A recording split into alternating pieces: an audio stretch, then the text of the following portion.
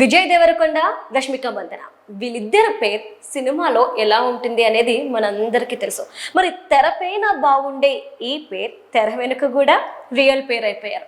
మనందరికీ తెలిసిందే 26 ఫిబ్రవరి 2026న వీరిరువురు కూడా ఒకటయ్యారు, వివాహ బంధంలోకి అడుగు పెట్టారు. అది కూడా పూర్తిగా ఇండియన్ కల్చర్ ప్రతిబింబించేలాగా, హంగులు ఆర్భాటాలు లేకుండా, న్యూ ట్రెండ్ కాకుండా పాతదనానికి కొత్త ట్రెండీ లుక్ ఇచ్చారు. గత కొద్ది రోజులుగా అంటే గత 2 రోజులుగా జరుగుతున్న వార్తలు వీళ్ళ మీద చూస్తే జ్యువెలరీ హైలైట్, అలానే వాళ్ళు వేసుకున్న డ్రెస్సింగ్ స్టైల్ కావచ్చు, రాజుల తీరులో కనిపించడం కావచ్చు, ప్రతిదీ కూడా ఒక ఆకర్షణగా, ఒక చర్చనీయాంశంగా నిలిచింది. అతి తక్కువ మందితో చేసుకున్న ఈ వివాహానికి మోడీ గారికి కూడా స్పెషల్ ఆహ్వానం పంపించారు విజయ్ దేవరకొండ అండ్ రష్మిక. స్వయంగా వెళ్ళి మరీ పిలిచారు.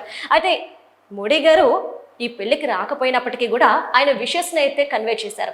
తర్వాత పెళ్ళైన తర్వాత విజయ్ దేవరకొండ, రష్మిక ఇద్దరు కూడా మర్యాదపూర్వకంగా నరేంద్ర మోడీ గారిని కలిసినప్పుడు నరేంద్ర మోడీ గారు వీళ్ళని ఆశీర్వదిస్తూ విజయ్ దేవరకొండ ఫాదర్ కి మోడీ గారు ఒక స్పెషల్ గిఫ్ట్ పంపించారు. సో ఆ గిఫ్ట్ ఏంటి అంటే అందులో ఒక లెటర్ ఉంది. సో ఆ లెటర్ లో ఏం చెప్తున్నారు అనేది ఇప్పుడు హాట్ టాపిక్ గా మారింది.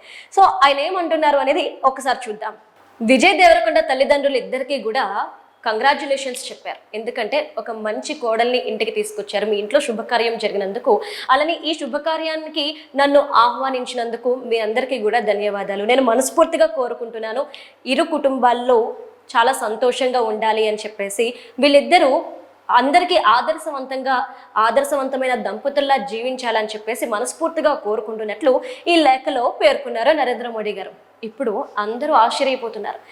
అంటే నరేంద్ర మోడీ గారు చాలా ఎంత ఇంపార్టెన్స్ ఇస్తారు మన సాంప్రదాయాలకి అనేది ప్రతి ఒక్కరికి తెలుసు.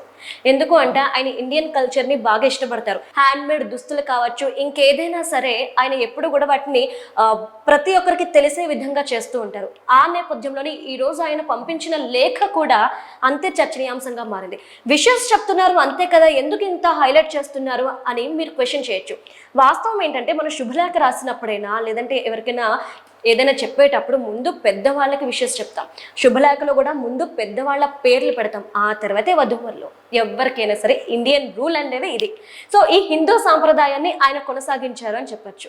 ఎందుకు అంటే ఇందులో ఫస్ట్ రష్మికకి, విజయ్ దేవరకొండకి కాదు, ఇరు కుటుంబాలకి విషెస్ చెప్పిన తర్వాత, ఇరు తల్లిదండ్రులకి విష్ చేసిన తర్వాత విజయ్ దేవరకొండకి అలానే రష్మిక మందనాకి ఆయన విష్ చేశారు.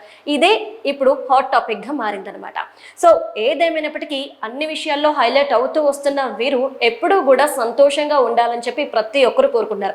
నరేంద్ర మోడీ గారు మాత్రమే కాదు, మనం కూడా, అందరూ కూడా వీళ్ళిద్దరూ కొత్త జీవితాన్ని ప్రారంభించారు. ఈ జీవితంలో సంతోషంగా ఉంటూ ఎంతో మందికి ఆదర్శంగా నిలవాలని చెప్పి మనస్ఫూర్తిగా కోరుకుందాం.